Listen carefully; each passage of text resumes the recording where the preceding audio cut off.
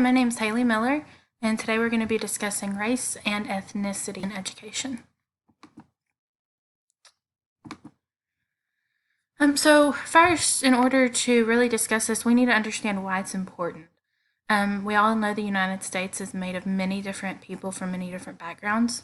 What you may not know is that there are over 300 different ethnic groups represented in the United States.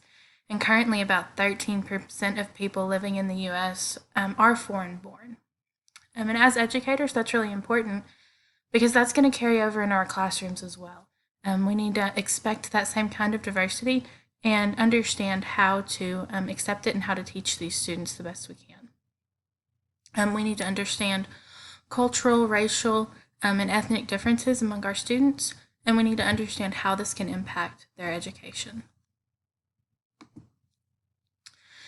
So there are several different ways that race and ethnicity can affect learning.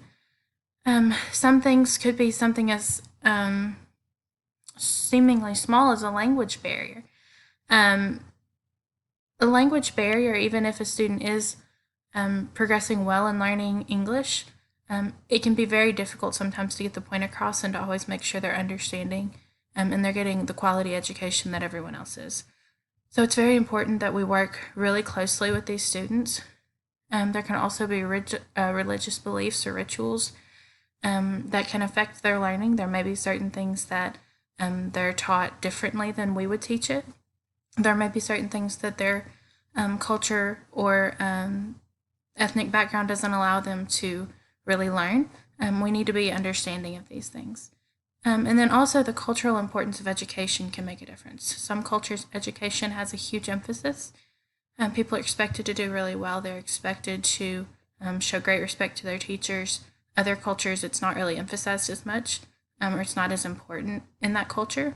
So we do need to understand that too, that some of the issues we could be having are a difference in the importance that education has in that culture. We need to make sure that all of our students feel that their needs are met. And that can look a lot of different ways.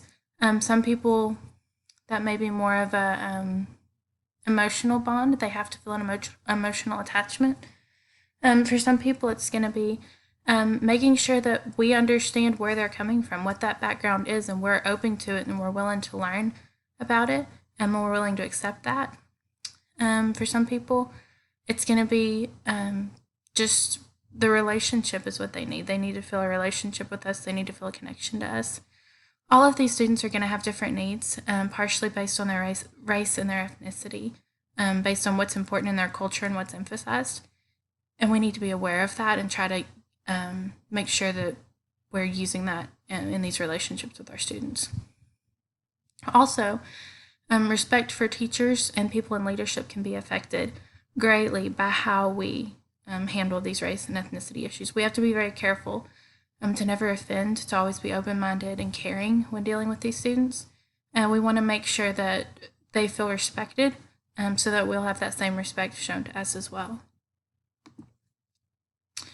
One important thing is that we need to acknowledge our differences. We don't necessarily need to ignore them or try to be colorblind and treat everyone the same way. We do need to make sure that we're emphasizing their differences. We're giving them a chance to share about that.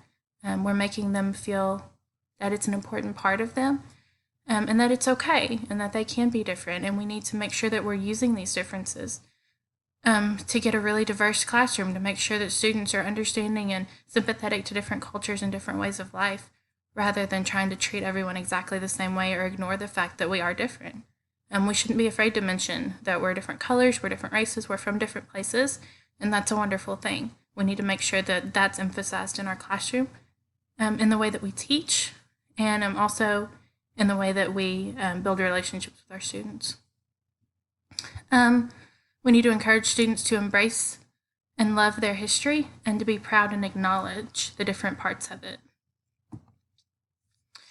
And then the way we bring this into the classroom is that we need to make sure we're cheerleaders for all student success. We really need to make sure that we're doing the best we can to make each student get their best educational experience, taking these things into mind. We need to allow their differences to shine, to give them a place to be heard. We need to let them share their differences with the class, make sure we're celebrating these differences. And we also need to make sure that our lesson plans include a lot of different examples, different lessons from different races and ethnicities to make sure we're always inclusive with how we're reaching these students. Thank you.